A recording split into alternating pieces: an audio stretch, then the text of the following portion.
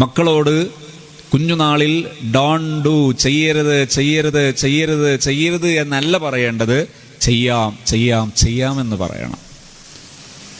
കുട്ടികൾ വിരിപ്പിൽ കിടക്കുന്ന സമയത്ത് പിടക്കും, പുറത്ത് വിരിച്ച സുപ്രയുടെ പുറത്തിറങ്ങും, മൂത്രമൊഴിച്ചാൽ പുറത്തായേക്കാം. ആ സമയത്ത് മാതാവിന് സങ്കടമല്ല വേണ്ടത്, സന്തോഷമാണ് വേണ്ടത്.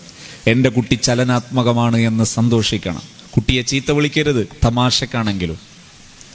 കുട്ടി കമഴ്ന്ന് കിടക്കുകയും എഴുന്നേറ്റിരിക്കുകയും പിടിച്ചു നിൽക്കുകയും നടക്കുകയും ഒക്കെ ചെയ്യുമ്പോൾ മെഷീനുകളിലേക്ക് പോകണ്ട, നിങ്ങൾ സപ്പോർട്ട് ചെയ്യുകയാണ് ചെയ്യേണ്ടത്. മെഷീനുകളിലൂടെ ആകുമ്പോൾ പല ബ്രെയിൻ ജിമ്മും സ്കിപ്പാകും.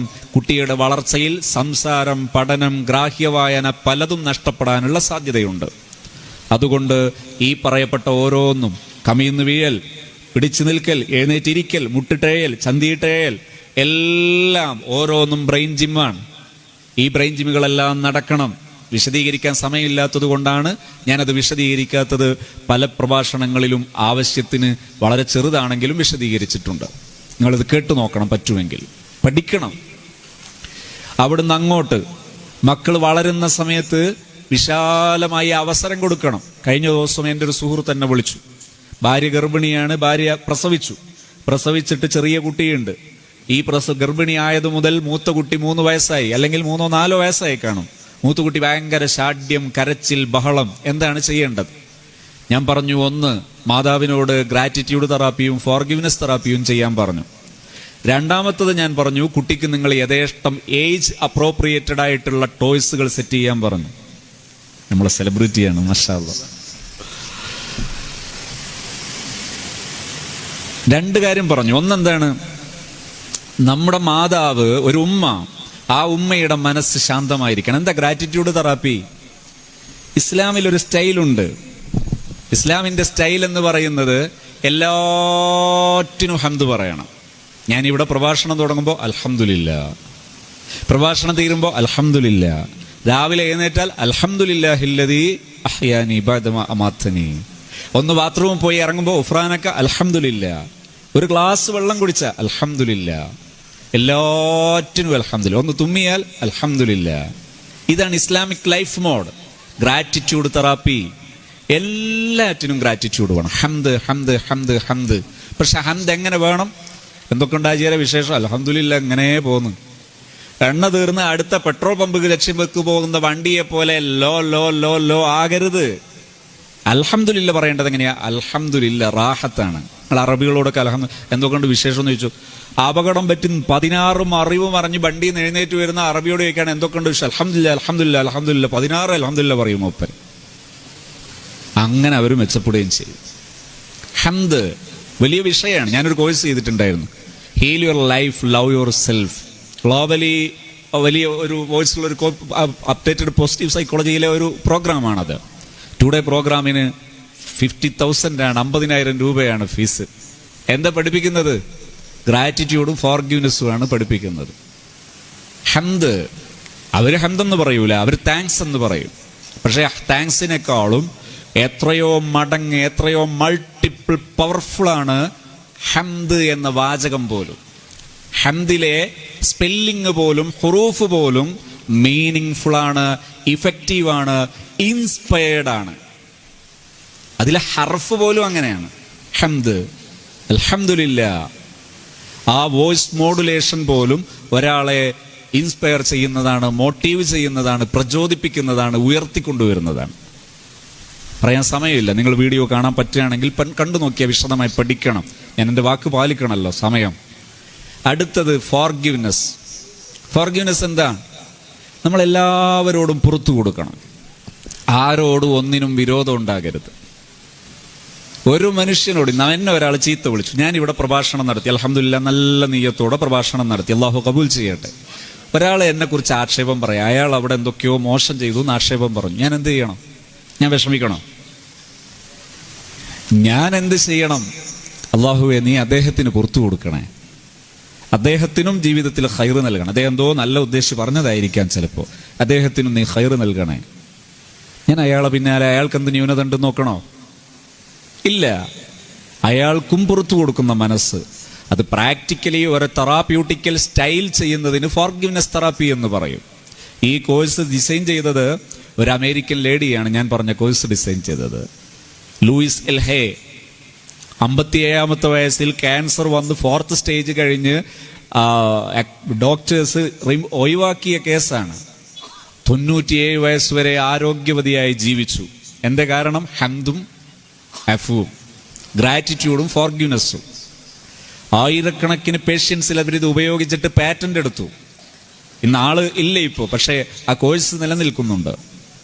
ഞാൻ പറയുന്നത് ഇസ്ലാം ഇത് നേരത്തെ അതിനേക്കാൾ ബ്രൈറ്റ്ഫുൾ ആയിട്ട് ഭയങ്കര ഗംഭീരമായി ഇസ്ലാം പഠിപ്പിച്ചു. ഹംദ് ഹംദ് ഹംദ്. ആഖിറത്തിൽ സ്വർഗത്തിൽ ബൈത്തുൽ ഹംദ് എന്ന പേരിൽ ഒരു വലിയ ഒരു ലോകം തന്നെയുണ്ട്. ആർക്കുള്ളതാ? ഹംദിന്റെ ആൾക്കാർക്ക്. എപ്പോഴും ഹംദ് വേണം, എല്ലാറ്റിനും ഹംദ് വേണം. അൽഹംദുലില്ലാ അൽഹംദുലില്ലാ അൽഹംദുലില്ലാ, എല്ലാറ്റിനും ഹംദ് വേണം. ഹംദ് ശീലമാകണം, മനസ്സിലും നാവിലും നിറയണം ഹംദ്.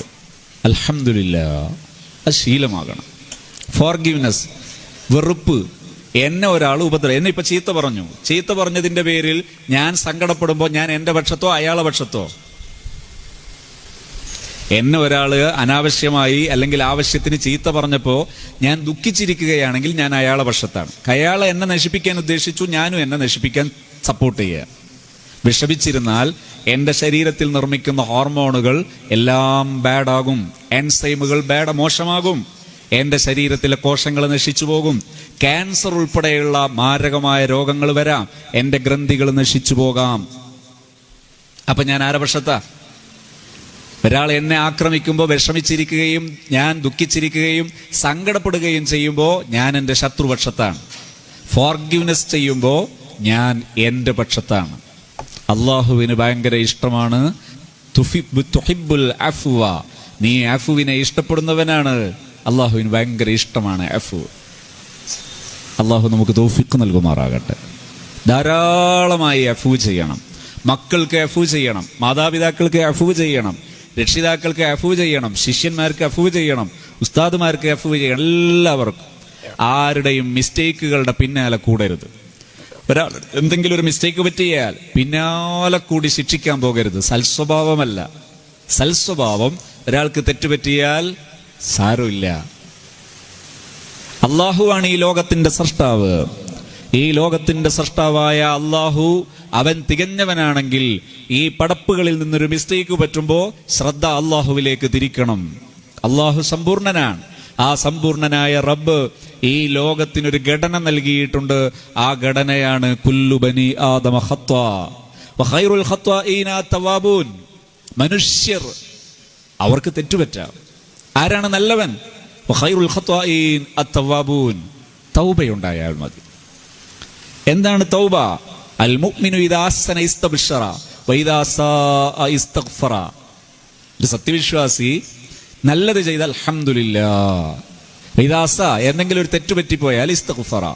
അല്ലാതെ ഞാൻ സമ്പൂർണനാണ്, എനിക്കൊരു തെറ്റും പറ്റൂല, ഞാനെല്ലാം തികഞ്ഞവനാണ്, എനിക്കൊരു തെറ്റും പറ്റുകയില്ല എന്ന് ചിന്തിക്കുന്നത് മുഅ്മിനിന്റെ സ്വഭാവമല്ല. തെറ്റ് പറ്റരുതെന്ന് ആഗ്രഹിക്കണം, ശ്രമിക്കണം, അതിനുവേണ്ടി പരമാവധി പരിശ്രമിക്കണം. തെറ്റ് സംഭവിച്ചാൽ ഇസ്തഗ്ഫറ, പടച്ചോനെ എനിക്ക് പുറത്തു തരണേ. ഒരാൾ പറയുന്നു, ഉസ്താദേ നിങ്ങൾ പ്രസംഗിച്ചപ്പോൾ പറഞ്ഞ് ശരിയായില്ല, ഏതാ വാക്ക്? ഓക്കെ, ഇനി മുതൽ ഞാൻ തിരുത്ത കേട്ടോ. കഴിഞ്ഞ ദിവസം എനിക്ക് വളരെ പ്രിയപ്പെട്ട മുദരിസ് ട്രെയിനിങ് പ്രോഗ്രാമിൽ പങ്കെടുക്കുന്ന ഒരു മുദരിസ് എനിക്കൊരു മെസ്സേജ് അയച്ചു. ഉസ്താദേ എല്ലാ പ്രഭാഷണവും ഞാൻ കേൾക്കാറുണ്ട്, യൂട്യൂബിൽ വരുന്ന പ്രഭാഷണങ്ങളൊക്കെ ഞാൻ കേൾക്കാറുണ്ട്. അതുകൊണ്ട് തന്നെ അതിൽ ചില ഉദാഹരണങ്ങൾ എല്ലാ പ്രഭാഷണത്തിലും വരുന്നുണ്ട്. അതുകൊണ്ട് ഒന്നെന്നെ എല്ലാ പ്രഭാഷണത്തിലും വന്നാൽ ശ്രോതാവിനൊരു മടുപ്പുണ്ടാകൂലേ? ഞാൻ പറഞ്ഞു സന്തോഷം, ഞാൻ ശ്രദ്ധിക്കാം.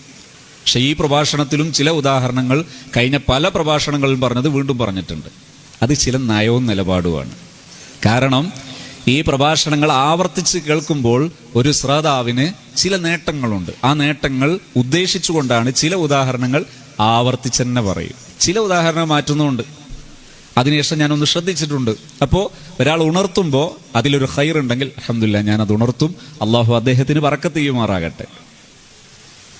അതാണ് നമ്മൾ സ്വീകരിക്കേണ്ട സമീപന രീതി. ഖൈറുൽ ഖത്വാഈൻ അത്തവാബൂൻ. തൗബ ഉണ്ടാവുക. തെറ്റുപറ്റിപ്പോയാൽ ഇതാ ഞാൻ തിരുത്തുന്നു. തെറ്റ് പറ്റില്ല എന്ന് ചിന്തിക്കുന്നത് മിസ്റ്റേക്കാണ്. തെറ്റ് പറ്റരുത് എന്ന് ചിന്തിക്കുന്നത് നല്ല സ്വഭാവമാണ്. പടച്ചോനെ തെറ്റ് പറ്റാതെ ജീവിക്കണം, ഹറാമ് ചെയ്യരുത്, കറാഹത്ത് ചെയ്യരുത്, മറ്റൊരാൾ ഉപദ്രവിക്കരുത്, അനാവശ്യം പറയരുത് എന്ന് ചിന്തിക്കുന്നത് നന്മയാണ്. എനിക്കങ്ങനെ ഒന്നും വരൂല, ഞാനൊരു തികഞ്ഞവനെന്ന തോന്നൽ അത് മിസ്റ്റേക്കാണ്. രണ്ടും വേർതിരിച്ച് മനസ്സിലാക്കണം.